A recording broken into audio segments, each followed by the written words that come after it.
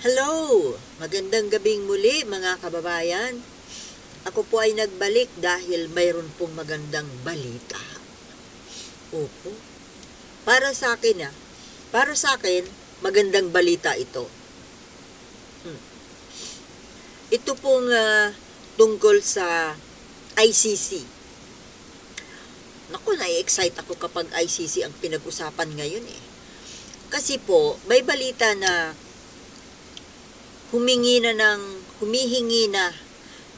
nakikipag-negotiate na ang ICC po sa ating Philippine government, humihingi na ng permiso na pumasok para ituloy na yung pag-iimbestiga sa kaso ng mga Duterte. Buti nga. Alam nyo, para sa akin, sa inuugali po nitong mga Duterte, nitong Duterte camp, lalo na po itong mga involved, lalo na dito sa kaso ng EJK, itong kaso na gustong imbestigahan ng ICC. Kung sino po yung mga involved, sila pa po yung mga, ang sama po ng mga ugali. Diba? Yung imbis na maawa ka, yung mga inaasa nila sa ngayon, mga kinikilos, mga ginagawa, mga sinasabi, yung tungkol dyan sa West Philippine Sea, at yung lately, yung tungkol sa confidential fund ni Sara Duterte. Sa mga ginagawa po nila, imbis na kaawaan sila ng taong bayan, ako mismo, Siyempre, kung ikaw man ang nasa kalagayan nila, siyempre medyo mararatel ka na, ninervyusin ka na, hindi mo alam kung ano ang susunod mga mangyayari, at laking kahihiyan po. Pero, sa mga inaasal ng mga ito, hindi ako naaawa. Para sa akin, buti nga damputin na ang mga yan eh. Kasi, kapag hindi po, para sa akin, kailangang matuloy na itong pag-aresto dito sa mga involved na ito sa extrajudicial killing, yung sa war on drugs, dahil sila po ang grupong ito, sila po ang nakakagulo ngayon sa takbo ng politika natin dito sa Pilipinas. Ang gulo-gulo po ngayon dahil lang sa isang first time pa lang na tinanggihan. First time pa lang naman ngayon eh na nag-request ng confidential fund for next year. Pwede naman sana na, okay, next year naman mayroon pa namang 5 taon. Diba? Hanggang 2028.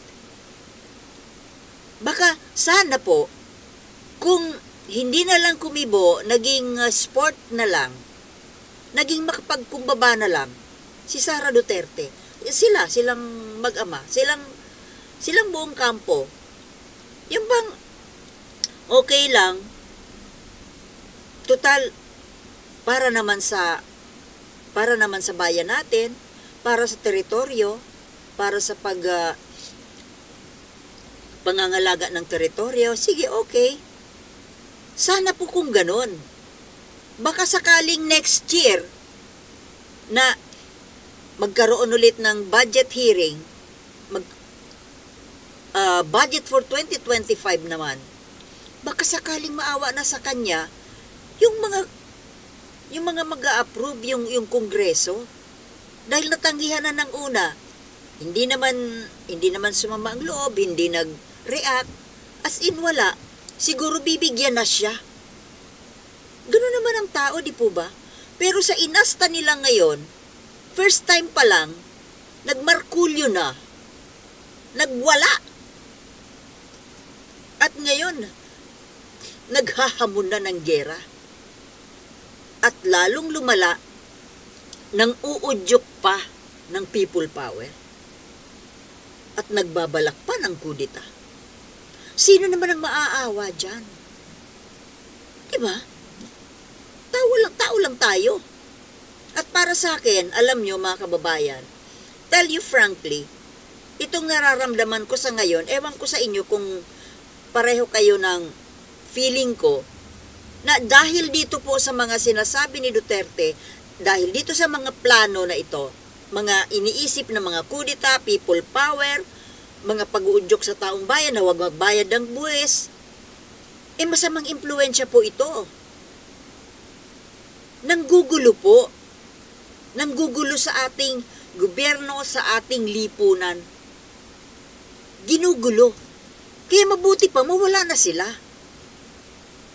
Well, sa atin yon. Tayo na normal lang pag-iisip. Pero yung mga iba dyan,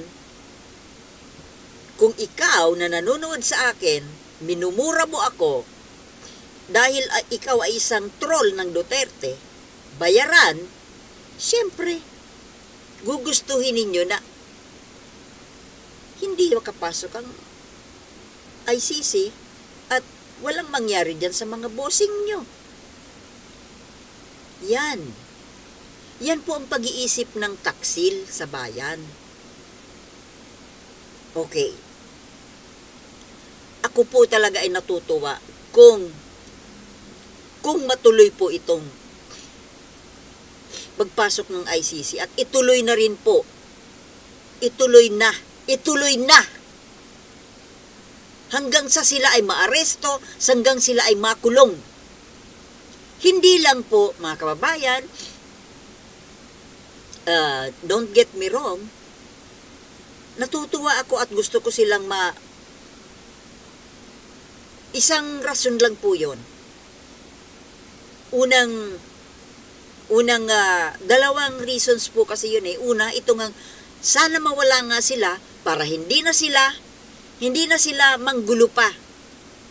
Imbis na maayos na ang takbo ng gobyerno natin, para hindi na sila makabalik sa politika.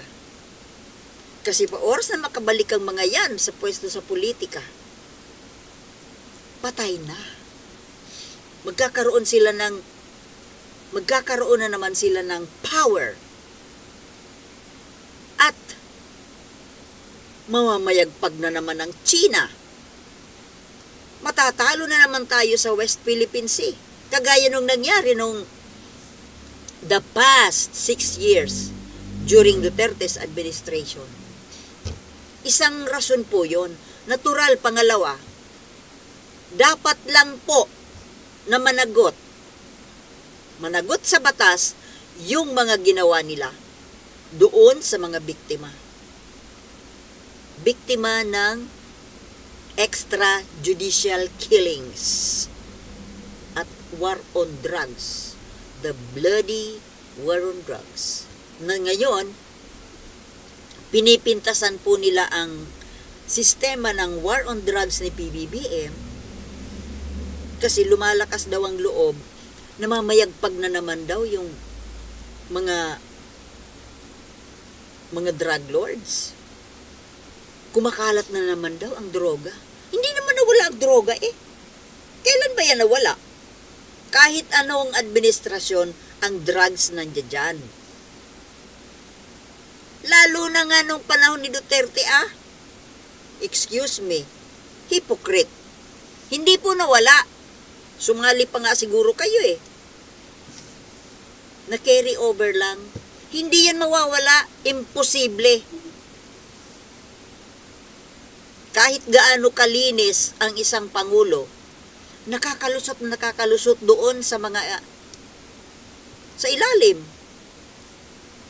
Hanggat mayroon kasing hanggat mayroon nagpapatronize, hanggang may user, may bumibili, may magbibenta. Kung wala nang bumibili, di lugi negosyo, hindi na yan magbibenta. Di ba? Kaya, sana po, dapat nga itong isipin sana po ni ni PBBM na ang pagpayag niya, ang pagbigay niya ng permiso sa ICC para pumasok dito, hindi po yan dahil sa revenge sa mga Duterte, hindi po politika, kundi para po yan doon sa mga biktima, mabigyan po sila ng hustisya. At syempre, with that, para tayong shooting two birds with one stone. Mabibigyan na natin ng hustisya yung mga biktima, magagaan na yung kalooban ng mga pamilya ng biktima na matagal nang nagdurusa dahil walang nangyayari. Walang nangyayari doon sa mga kaso. Di ba? Dapat lang po napanagutan ng mga may kasalanan. Di ba? Kaya okay po yan. Ako okay dyan. Kayo man po kaya ang mamatayan ng kamag-anak na lalo pa kung inosente naman. Hindi ninyo alam ang pakiramdam ng mamatayan ng kamag-anak na pinatay na wala namang kasalanan. Kasi kami, nangyari sa pamilya namin yan. Oh.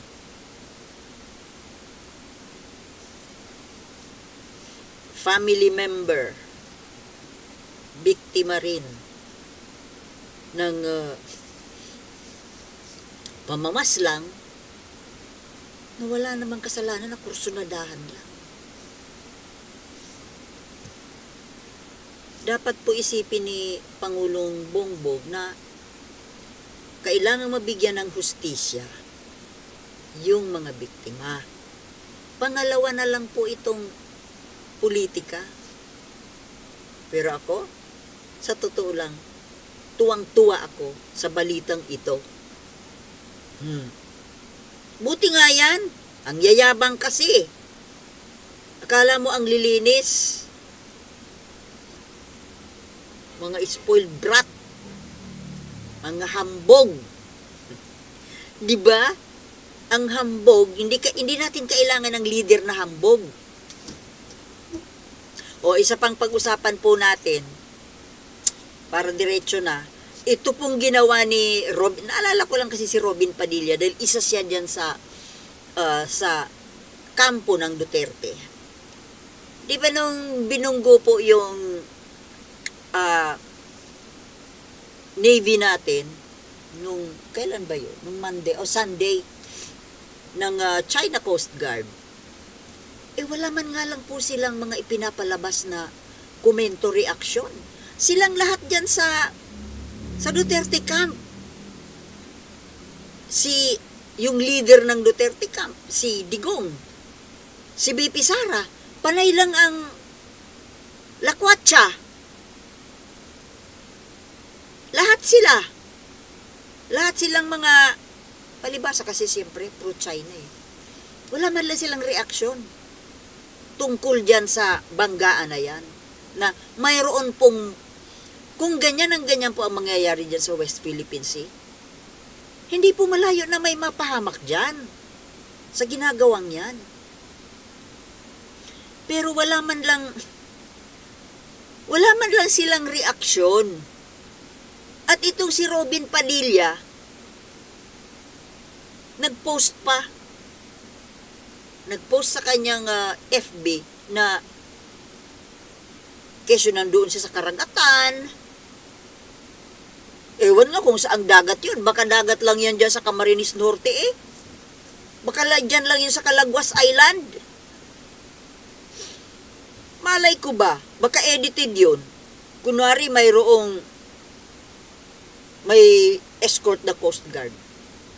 Lahat ngayon ay edit eh. Baka kung saan, baka dyan lang yan sa Manila Bay. Picture lang eh. Hindi yun na nagsalita. Ano yun? Para parang parang drama. Wala man lang sinasabi kung nasaan siya, kung ano ginagawa niya, bakit niya ginagawa yun. Siyempre alam niya yung Lunes yun nangyari Sunday yung banggaan. Natural alam na niya yung tungkol dyan sa banggaan na yun. Tapos wala man lang salita. Wala man lang public statement. Tapos makikita mo, ayun, para lang siyang nag-joyride. Pa-selfie-selfie lang doon. Ganon. Kaya itong mga kampo mga kampo ni Duterte na ito, nakakakulo ng dugo pa mga gawi-gawi ng mga to Lalo na yung mag-ama. Di ba mga kababayan? Kaya maganda nga po na ICC halin na kayo, ang tagal naman. Pasok na. I welcome you with open arms. Di ba? Buti yan. Nang sa ganun na hindi na makapagkandidato ang mga ito.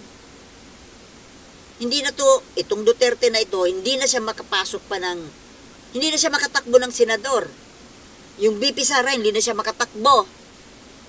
Iwasan po natin na maging makapwesto ang mga ito. Pero yung mga ibang mga DDS vloggers dyan naku, hindi ko maintindihan ang takbo ng mga utak ng mga to. Bayad din kaya ang mga ito ng China? Mga taksil. Hindi ko maintindihan kung bakit hanggang ngayon ang ganda-ganda pa rin ang tingin niya nitong mga DDS vloggers na ito dyan sa mga Duterte. Ewan ko sa inyo. Okay, sige mga kababayan, yun lang po. Gusto ko lang po i-share sa inyo na natutuwa ako kung matutuloy na at sana nga bilis-bilis na. Okay mga kababayan, magandang gabi po at maraming salamat sa inyong panonood. And see you tomorrow. Okay? Peace.